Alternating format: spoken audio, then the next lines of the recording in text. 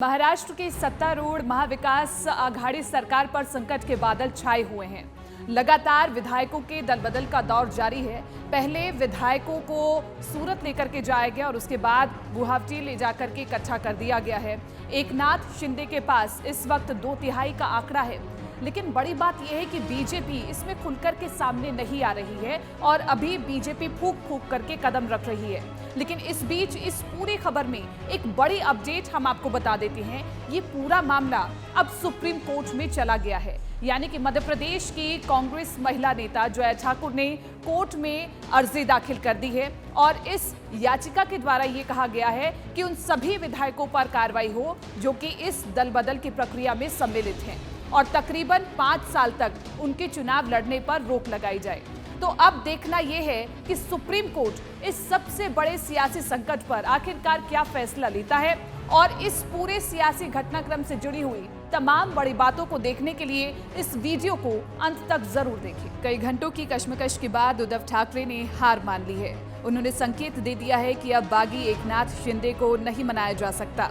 इसका सीधा मतलब है कि उद्धव ठाकरे को महाराष्ट्र के मुख्यमंत्री का पद छोड़ना होगा। इसके साथ ही शिवसेना, कांग्रेस और राष्ट्रवादी कांग्रेस पार्टी की महाविकास आघाड़ी सरकार का आखिरी वक्त आ गया है।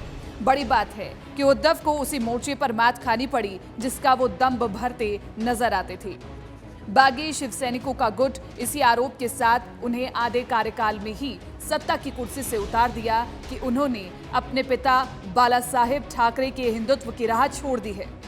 महाराष्ट्र सरकार चाहे जितना इनकार कर ले, लेकिन महाराष्ट्र में राजनीतिक संकट बढ़ता ही जा रहा है। बीते बृहस्पतिवार को शिवसेना के 3 और विधायक कैबिनेट मंत्री एकनाथ शिंदे के नेतृत्व वाले बागी खेमे में शामिल होने के लिए असम की राजधानी गुवाहाटी के लिए रवाना हो गए।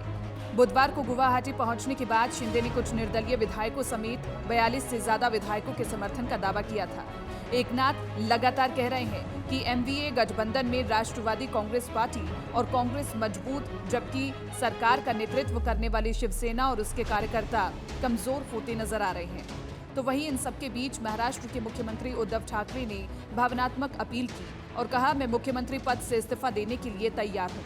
अगर कभी शिवसैनिक मेरे पास आकर कहें तो। और इस अपील के साथ ही मुख्यमंत्री उद्धव ठाकरे ने भावनात्मक अपील की और कहा, मैं मुख्यमंत्री पद से इस्तीफा देने के लिए तैयार हूं, अगर सभी शिवसैनिक मेरे पास आकर कहें तो। और इस अपील के साथ ही उद्धव ठाकरे ने अपना सरकारी आवास खाली कर दिया है। तो वहीं महाराष्ट्र के राजनीतिक संकट में शह और मात का खेल जारी है। एक तरफ बागी नेता एकनाथ शिंदे का गुट लगातार मजबूत होता जा रहा है, दूसरी तरफ विधायक एक एक करके उद्धव ठाकरे से अलग होते दिख रहे हैं। बावजूद इसके शिवसेना अपने आप को मजबूत दिखाने में लगी है। आपको बता दें, अब तक शिवसेना की तरफ से 16 बागी विधायकों को अयोग्य घोषित करने की मांग उठाते हुए डिप्टी स्पीकर को पत्र भेजा गया है। दूसरी तरफ शिंदे खुद को विधायक दल का नेता बता रहे हैं। शिवसैनिक विधायकों की मीटिंग में पार्टी के सिर्फ 13 एमएलए पहुंचे थे, जबकि महाराष्ट्र में उनके 55 विधायक हैं। यानी ये साफ हो चला है कि बाकी 42 विधायक शिंदे गुट के साथ हैं। इसमें से 38 विधायक शिंदे के पास गुवाहाटी में भी पहुंच चुके हैं। यानी अब शिंदे गुट पर दलबदल कानून लागू नहीं होगा।